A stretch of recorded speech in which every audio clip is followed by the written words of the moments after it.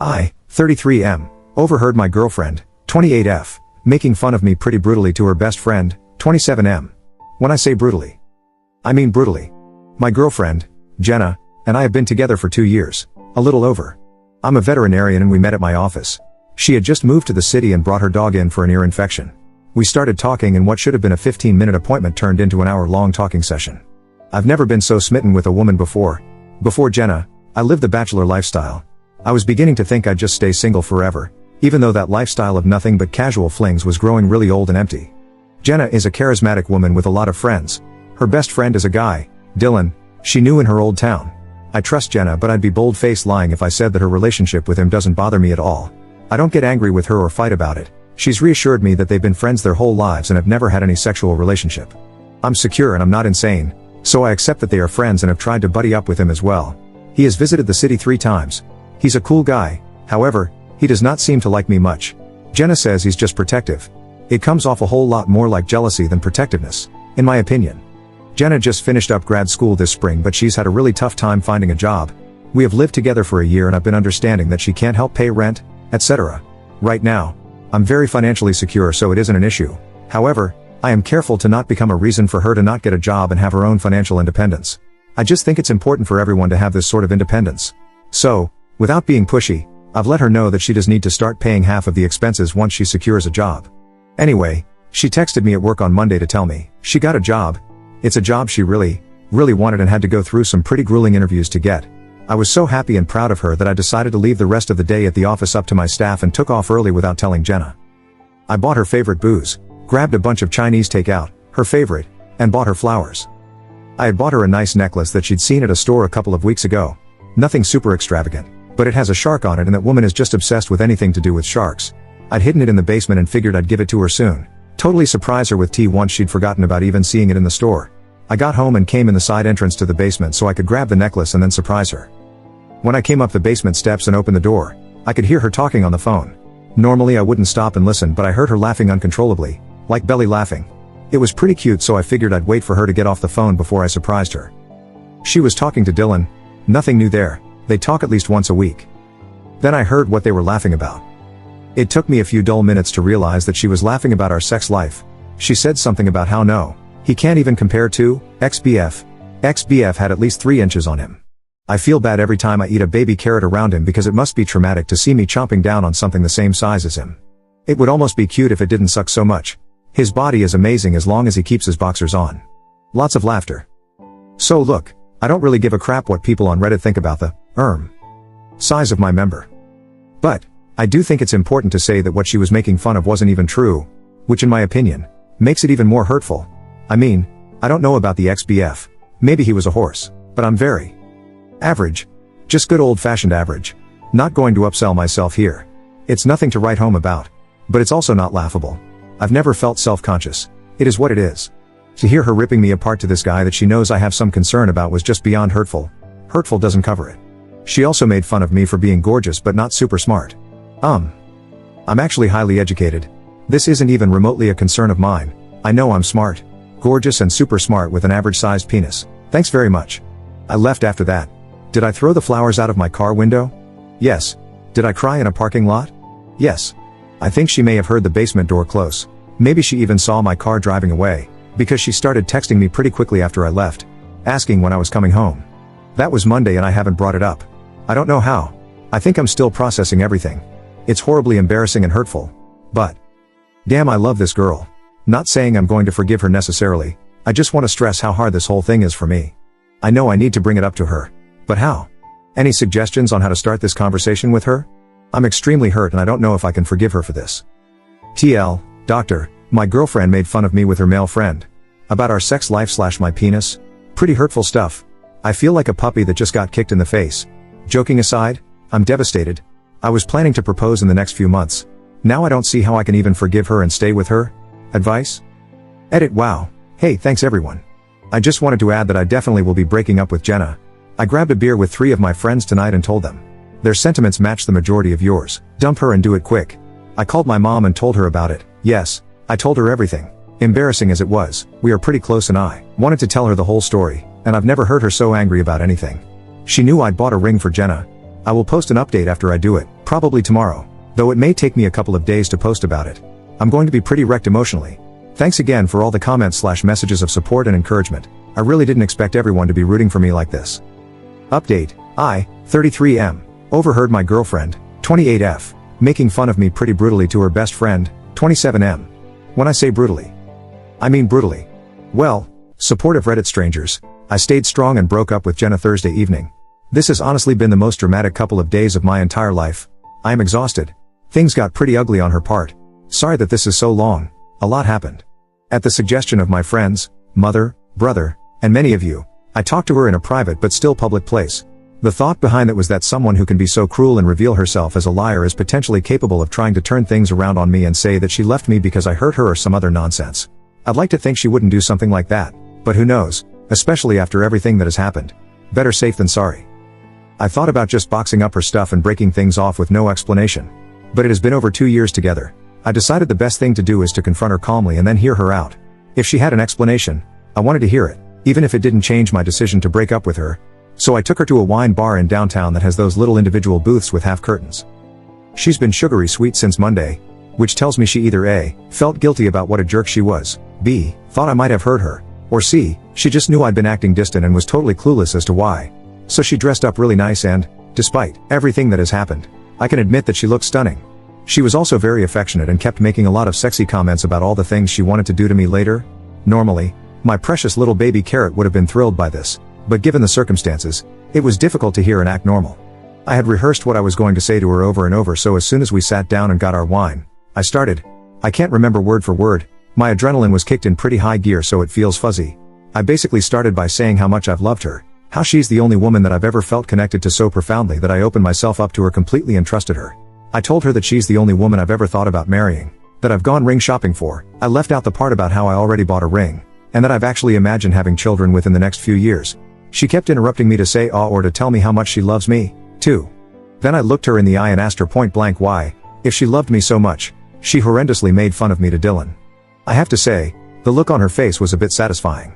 As expected, she denied at first and acted like she had no idea what I was talking about. She said Dylan knows how much she loves me and that she's never made fun of me to him. I kind of just looked at her and said something like, "Come on, Jenna."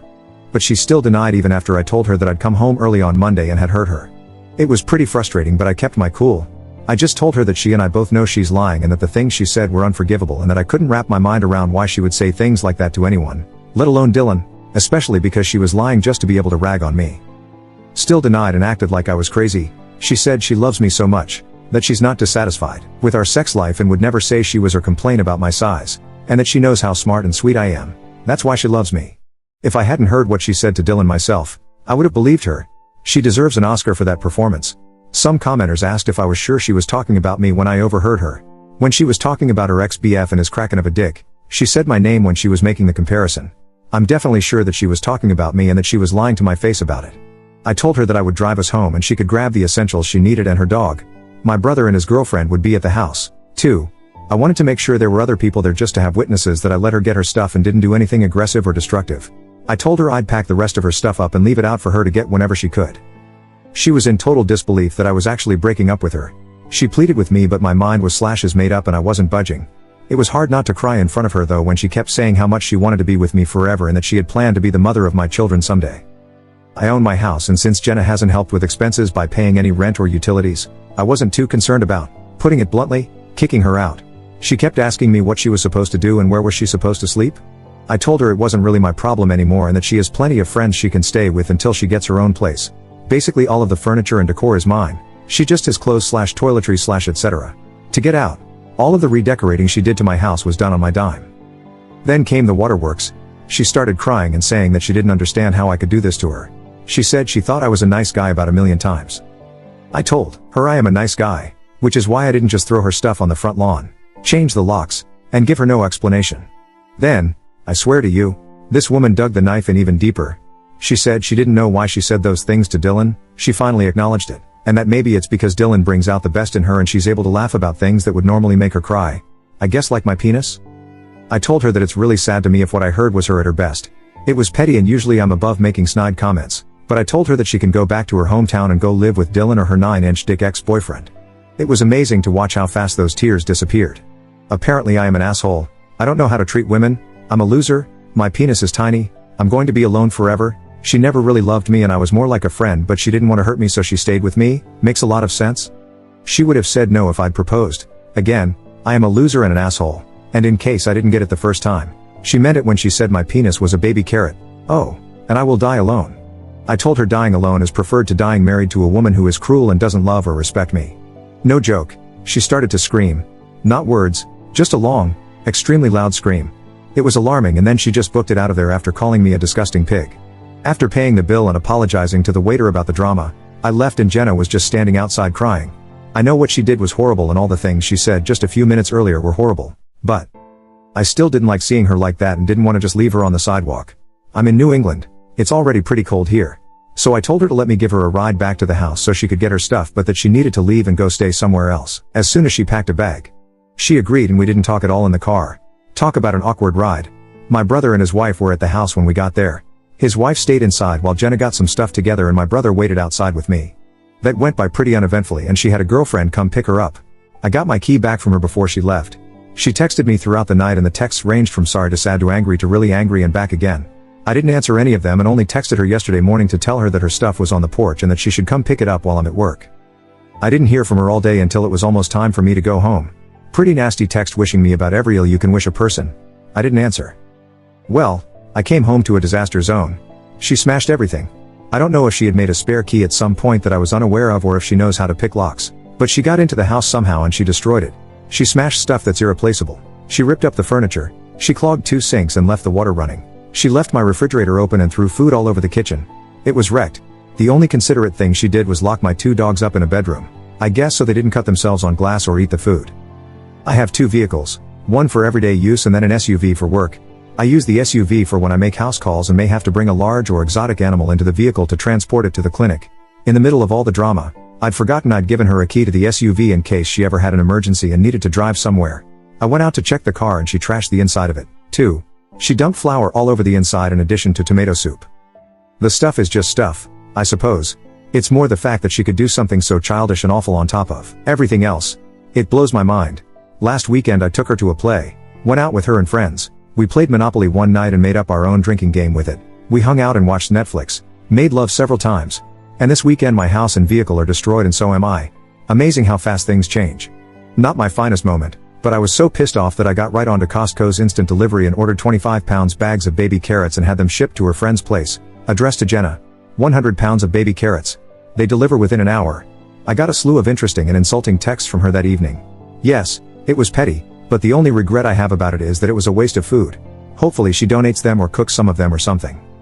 So, that's that. I blocked her last night after the nasty texts from her just kept coming. I'm feeling pretty beaten down right now and I've cried more than I have in a long time. It's obvious that I made the right choice. Jenna is clearly not emotionally stable or mature. She really is cruel and I know I do deserve better. I have spent a lot of time since Monday thinking about myself as a partner and trying to figure out what could have led to her obviously having some resentment or something for me. I'm going to be 100% honest here. I work a lot. I try to still make time for the people I love and I try not to bring work home with me when I've had a bad day. But sometimes I do. I know this. Jenna and I have fought about it before and I have really tried to pace my days a certain way so that I can get home at a reasonable time and I've tried to leave bad days at work as much as I can. However, anyone who is a vet or has worked with one knows we're always on call for emergencies. Sometimes we have patients that we have to check on or stay with throughout the night. Time off can be challenging. It's doable, but it's challenging. My staff is incredible and can handle most situations, but I do still get a lot of calls or texts from them when I'm on vacation or off for the day. I'm sure there have been times when Jenna felt second best to my job. Well, I guess I know there have been. She's told me as much in the past. I did try to make changes but there's only so much I can do. As far as I can remember, I've never been purposely mean to Jenna. I've had bad days and been grumpy or absent. We've had our share of disagreements and fights but nothing unhealthy or excessive.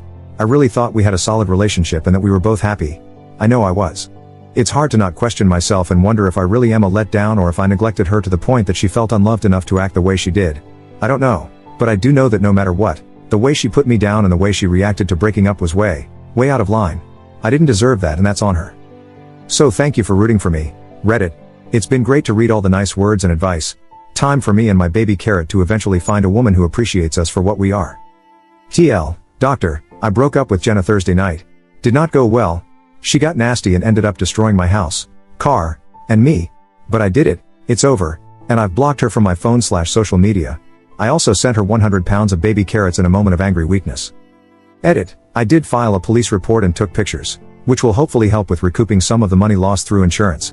As far as the police report, it's very doubtful anything will come of it since I can't prove it was her. Same goes for trying to sue her in small claims court. And honestly, I'd rather not deal with her anymore. I'm going to hope that insurance will cover the damages and just move on with my life.